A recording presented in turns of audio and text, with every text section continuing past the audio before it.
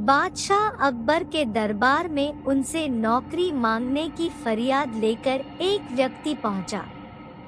उसकी कुछ देर बातें सुनने और बुद्धि की परीक्षा लेने के बाद बादशाह ने उसे चुंगी यानी टैक्स वसूलने वाला अधिकारी बना दिया। बीरबल भी उस दरबार में मौजूद थे। उन्होंने उसे कुछ देर ध्यान से देखने के बाद कहा कि बादशाह, यह व्यक्ति ज्यादा ही चालाक लग रहा है। यह जल्द ही कुछ न कुछ बेईमानी जरूर करेगा। होते होते कुछ समय गुजरा और तब तक उस व्यक्ति ने टैक्स वसूलने का काम पूरी तरह संभाल लिया था। एक दिन बादशाह अकबर के पास एक दो व्यक्ति उस अधिकारी की शिकायत लेकर आए। शिकायतें मामूली थी, इसलिए उन पर ज्यादा किसी ने ध्यान नहीं दिया। उसके बाद रिश्वत लेने और जनता को परेशान करने के आरोप भी उस अधिकारी पर लगने लगे। इतनी शिकायतें आने पर बादशाह ने सोचा कि इसका तबादला ऐसी जगह कर देता हूँ जहाँ इसे बेईमानी करने का मौका ही न मिल पाए। इतना सोचते ही बादशाह ने फैसला किया कि उसे अस्तबल का मुंशी बनाया जाएगा। फिर अकबर ने मन में कहा कि अब घोड़ों की लीद उठवाने के काम में ये क्या ही बेईमानी कर पाएगा। वहाँ मुंशी के पद पर पहुँचते ही उस व्यक्ति ने फिर रिश्वत लेना शुरू कर दिया। उसने सीधे घोड़े की देखभाल करने वालों से कह दिया कि तुम लोग घोड़ों को कम दाना पानी खिलाते हो। इसका पता बादशाह को चला है, इसलिए मुझे लीद को तोलने के लिए भेजा है। अब अगर लीद का वजन कम हुआ तो सबकी शिकायत बादशाह से कर दूंगा। इस तरह से उस मुंशी से परेशान होकर हर घोड़े के हिसाब से उसे 1 रुपए लोगों ने देना शुरू कर दिया। यह बात भी कुछ समय बाद अकबर तक पहुंच गई। उन्होंने मुंशी को सीधे यमुना की लहरें गिनने का कार्य सौंप दिया। फिर बादशाह के मन में हुआ कि अब यहाँ तो यह कोई बेईमानी कर ही नहीं पाएगा। कुछ ही दिनों में जैसे ही वो व्यक्ति यमुना किनारे पहुँचा तो वहाँ भी उसने अपना दिमाग दौड़ा लिया। वो नाव से सवारी करने वालों को रोक रोक कर कहता कि मैं लहरें गिन रहा हूँ, ऐसे में तुम लोग यहाँ से नहीं निकल सकते हो। इसी जगह पर 2-3 दिन तक रुकना होगा। रोज रोज ऐसी बातें सुनकर नाव चलाने वालों ने अपने कार्य को जारी रखने के लिए उसे 10-10 रुपए की रिश्वत देना शुरू कर दिया। अब यमुना किनारे भी वो व्यक्ति खूब बेईमानी कर रहा था। 1-2 महीने में यह बात भी बादशाह तक पहुंच गई। तभी अकबर ने एक लिखा हुआ आदेश भिजवाया, नाव को रोको मत, जाने दो। वो व्यक्ति चतुर था, उसने बादशाह के आदेश वाले पत्र को नावों को रोको मत, जाने दो कर दिया था। इस थोड़ी हेरफेर के बाद उसने अकबर का आदेश वहां टंगवा दिया। आखिर में उससे परेशान होकर बादशाह ने उसे नौकरी से ही निकाल दिया। तभी बादशाह को बीरबल की बात याद आ गई कि ये आदमी बेईमानी जरूर करेगा। तब उनके मन में हुआ कि मुझे उसे पहली गलती में ही कठोर दंड देना चाहिए था। कहानी से सीख। दुष्ट अपनी दुष्टता और बेईमान अपनी बेईमानी कहीं भी जाने पर नहीं छोड़ता है। बादशाह अकबर के दरबार में बीरबल का बोलबाला था। बीरबल की चतुराई और सूझबूझ ने उन्हें बादशाह का खास बना दिया था। इस कारण दरबार में बहुत से लोग बीरबल से जलते थे। इन लोगों में बादशाह अकबर के साले साहब भी थे। साले साहब बीरबल को नीचा दिखाने के लिए कोई भी मौका नहीं छोड़ते थे, लेकिन हर बार उन्हें ही मुंह की खानी पड़ती थी। बेगम का भाई होने की वजह से बादशाह भी उसे कुछ नहीं कहते थे। एक दिन बीरबल की गैर मौजूदगी में साले साहब ने बादशाह अकबर से दीवान पद की मांग कर डाली। बादशाह ने साले साहब की परीक्षा लेने की सोची। उन्होंने साले साहब से कहा, आज मुझे सुबह सुबह महल के पीछे बिल्ली के बच्चों की आवाज सुनाई दी है। लगता है कि किसी बिल्ली ने बच्चे दिए हैं। जाकर देखकर आओ कि यह बात सच है या नहीं। साले साहब झट से महल के पीछे गए और वापस आकर बोलते हैं, आपकी बात सच है। महल के पीछे एक बिल्ली ने बच्चों को जन्म दिया है। बादशाह ने कहा, अच्छा, जरा यह बताओ कि बिल्ली ने कितने बच्चों को जन्म दिया है। साले साहब ने जवाब में कहा, यह तो मुझे नहीं पता, मैं अभी पता करके आता हूँ महाराज। इतना कहकर वो फिर से महल के पीछे गए और वापस आकर कहते हैं, महाराज, बिल्ली 5 बच्चों की माँ बनी है। बादशाह अकबर ने पूछा, अच्छा, जरा यह बताओ कि उन 5 बच्चों में से कितनी मादा है और कितने नर हैं?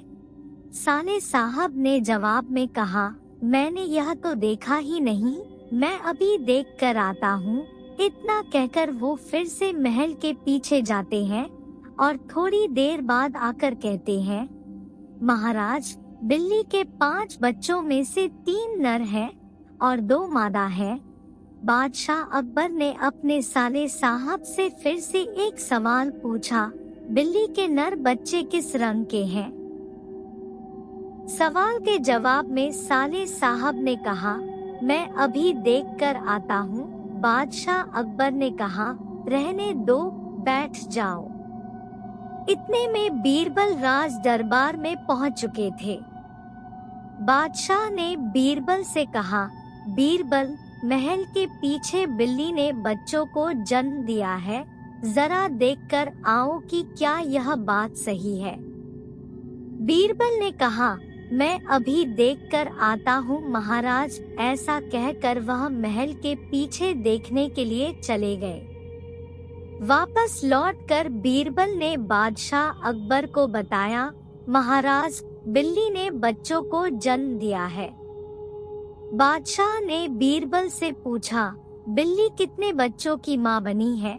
बीरबल ने तुरंत जवाब दिया, महाराज, 5 बच्चों की।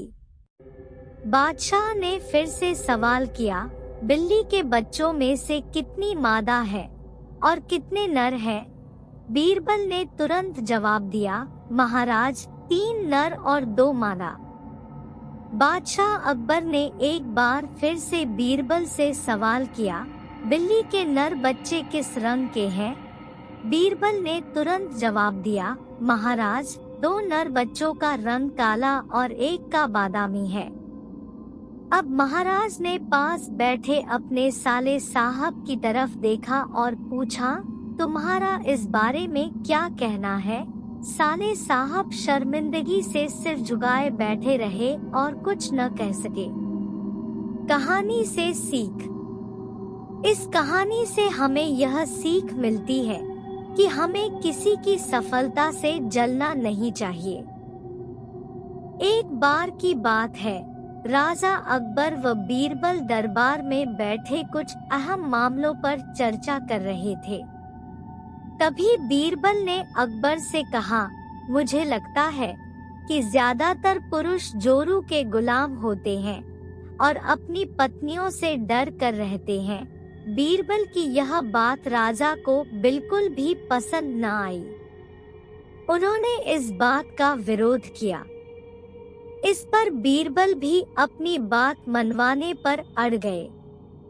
उन्होंने राजा से कहा कि वे अपनी बात को सिद्ध कर सकते हैं, मगर इसके लिए राजा को प्रजा के बीच एक आदेश जारी करवाना होगा।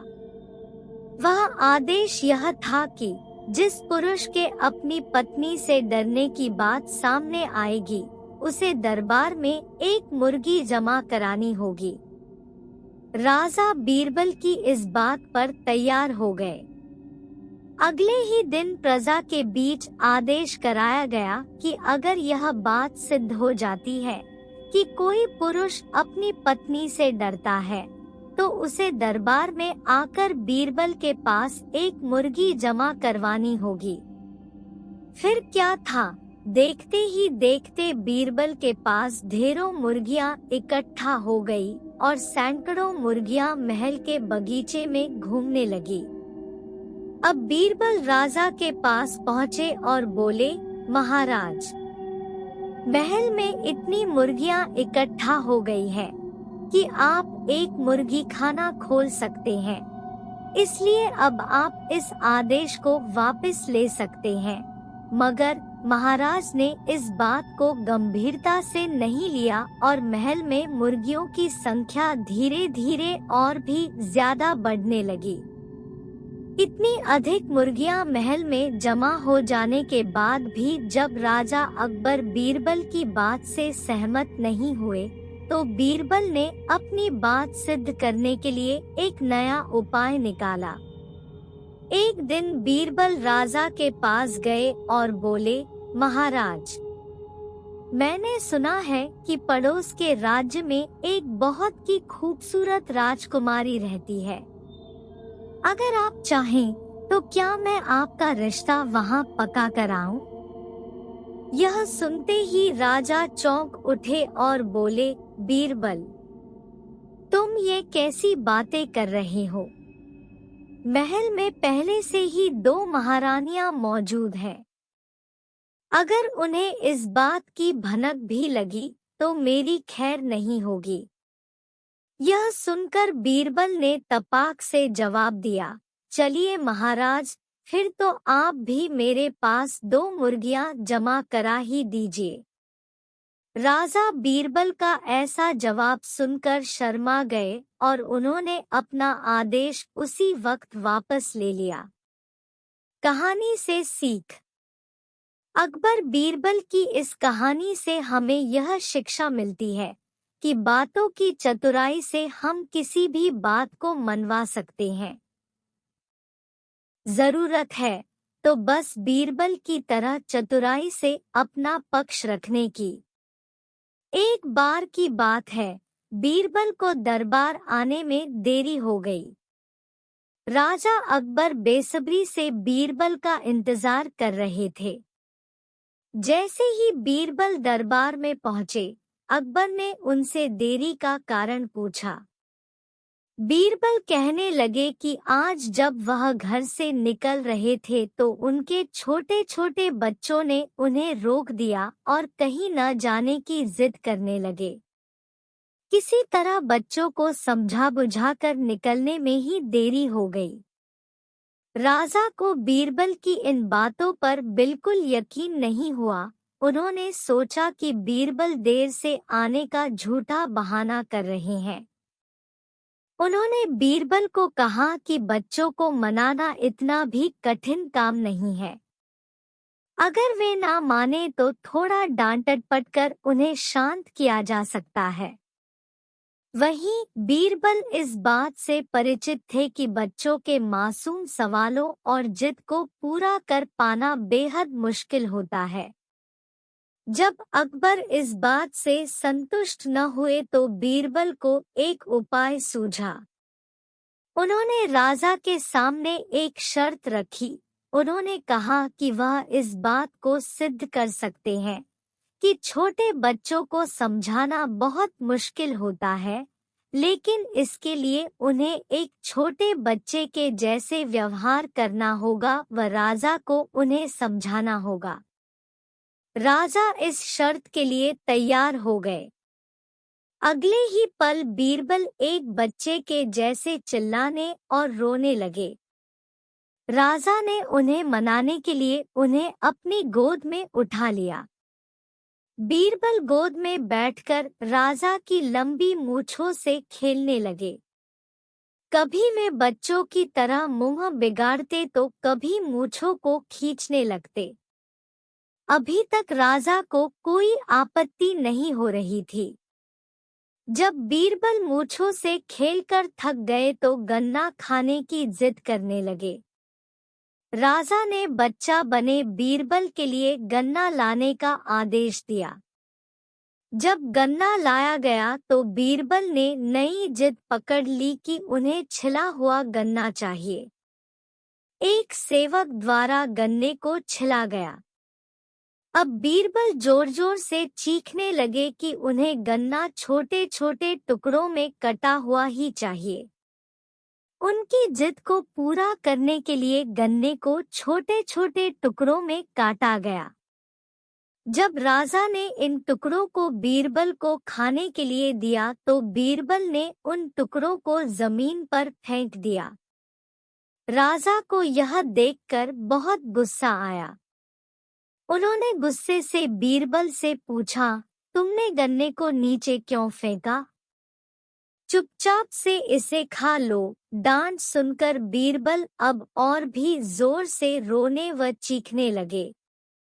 अकबर ने प्यार से पूछा, कहो बीरबल, तुम क्यों रो रहे हो? बीरबल ने जवाब दिया, मुझे अब छोटा नहीं एक बड़ा गन्ना चाहिए। अकबर ने उन्हें एक बड़ा गन्ना लाकर दिया, लेकिन बीरबल ने उस बड़े गन्ने को हाथ तक नहीं लगाया। अब राजा अकबर का गुस्सा बढ़ रहा था। उन्होंने बीरबल से कहा कि तुम्हारी जिद के अनुसार तुम्हें बड़ा गन्ना लाकर दिया गया है, तुम इसे न खाकर रो क्यों रहे हो? बीरबल ने जवाब दिया, मुझे इन्हीं छोटे छोटे टुकड़ों को जोड़कर एक बड़ा गन्ना खाना है। राजा ने बीरबल की इस जिद को सुनकर अपना सिर पकड़ लिया और अपनी जगह जाकर बैठ गए। उन्हें परेशान देखकर बीरबल ने बच्चा बनने का नाटक खत्म किया और राजा के समक्ष गए। उन्होंने राजा से पूछा, क्या अब आप इस बात से सहमत हैं कि बच्चों को समझाना यकीनन एक मुश्किल काम है? राजा ने हाँ में सिर हिलाया और बीरबल को देख मुस्कुराने लगे। कहानी से सीख। इस कहानी से हमें यह जानने को मिलता है कि बच्चे बहुत मासूम होते हैं। अक्सर हम उनके नादान सवालों का जवाब नहीं दे पाते हैं, लेकिन फिर भी उन्हें प्यार से समझाकर व अनेक उदाहरण देकर उनकी जिद व जिज्ञासा को शांत किया जा सकता है। एक बार की बात है, बादशाह अकबर अपने शहजादे के साथ राज दरबार में उपस्थित थे। दरबार में मौजूद हर किसी की नजर शहजादे पर थी। वहां मौजूद हर कोई यही कह रहा था कि शहजादा दुनिया का सबसे खूबसूरत बच्चा है। सभी की बात सुनकर बादशाह अकबर ने भी मुस्कुराकर यही कहा कि उनका शहजादा दुनिया का सबसे सुंदर बच्चा है। सभी दरबारी अकबर की इस बात पर हामी भरते हैं। तभी अकबर बीरबल से पूछते हैं कि तुम्हारा इस बारे में क्या विचार है? बीरबल, महाराज, शहजादा सुंदर है, लेकिन मेरे ख्याल से शहजादा पूरी दुनिया का सबसे सुंदर बच्चा नहीं है। अकबर, बीरबल, तुम्हारे कहने का क्या मतलब है कि शहजादा सुंदर नहीं है? बीरबल, नहीं नहीं जहांपनाह, मेरा कहने का मतलब यह नहीं था।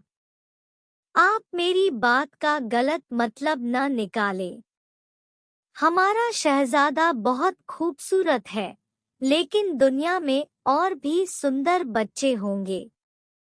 अकबर, तो क्या हम यह समझे कि पूरी दुनिया का सबसे सुंदर बच्चा हमारा शहजादा नहीं है? बीरबल, जी जहांपनाह, मेरी बातों का यही मतलब है। अकबर, बीरबल, अगर तुम्हारा यह कहना है कि दुनिया में शहजादे से भी ज्यादा खूबसूरत बच्चा है, तो तुम उसे हमारे समक्ष लेकर आओ। अकबर का आदेश सुनकर बीरबल शहजादे से भी ज्यादा सुंदर बच्चे की खोज में निकल जाता है। कुछ दिन बीतने के बाद बीरबल राज दरबार आता है। बीरबल राज दरबार में अकेले आता है।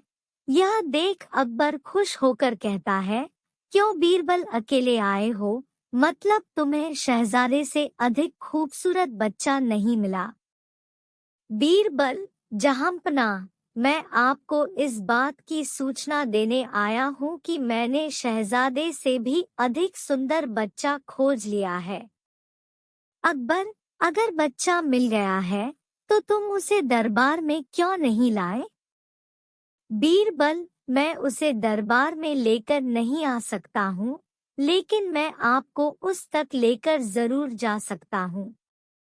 अकबर, ऐसा कौन सा कारण है जिसकी वजह से तुम उसे दरबार में नहीं ला सकते? बीरबल, यह तो आपको वहां जाकर ही पता चलेगा। अकबर, ठीक है, फिर हम कल सुबह उस बच्चे को देखने जाएंगे।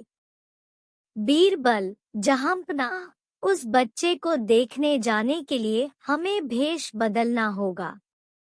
अकबर, उस बच्चे से मिलने के लिए हम यह भी कर लेंगे। अगले दिन सुबह अकबर और बीरबल भेष बदलकर उस बच्चे को देखने के लिए चले जाते हैं। बीरबल अकबर को एक झोपड़ी में लेकर जाता है, जहां एक छोटा सा बच्चा मिट्टी के साथ खेल रहा होता है। बीरबल उस बच्चे को दिखाते हुए कहता है कि वो रहा सबसे सुंदर बच्चा।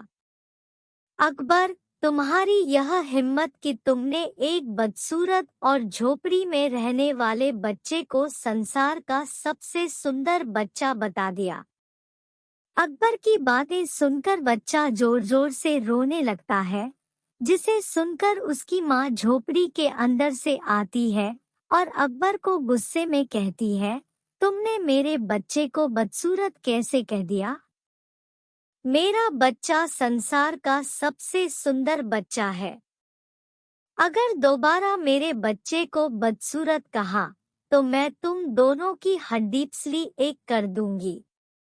यहाँ से चले जाओ और दोबारा यहाँ दिखाई नहीं देना। इतना कहने के बाद वो माँ अपने बच्चे को खिलाने लगती है और कहती है, मेरा बच्चा संसार का सबसे सुंदर बच्चा है। बादशाह अकबर उस माँ की बात सुनकर खामोश हो जाते हैं। बीरबल, जहांपना, अब आपको सब समझ में आ गया होगा। अकबर, हाँ, अब मैं अच्छे से समझ गया हूँ।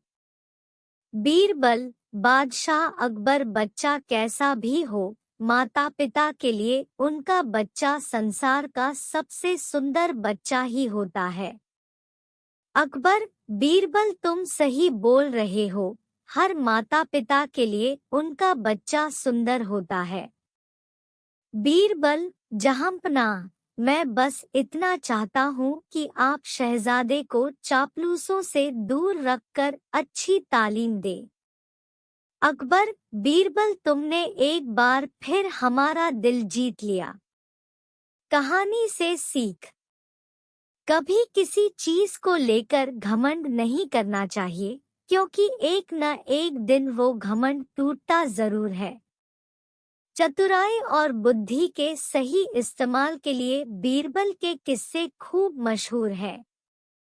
बादशाह अकबर के ऊपर आई मुसीबतों को बीरबल हमेशा चुटकियों में सुलझा देते थे। सिर्फ असल जिंदगी की परेशानी ही नहीं, बल्कि बादशाह के सपनों की गुत्थियों का जवाब भी बीरबल के पास होता था।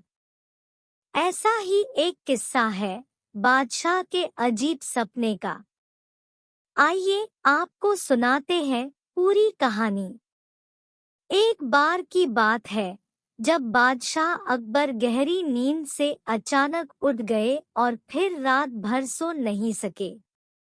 वो बहुत परेशान थे क्योंकि उन्होंने अजीब सा सपना देखा था जिसका मतलब वो समझ नहीं पा रहे थे।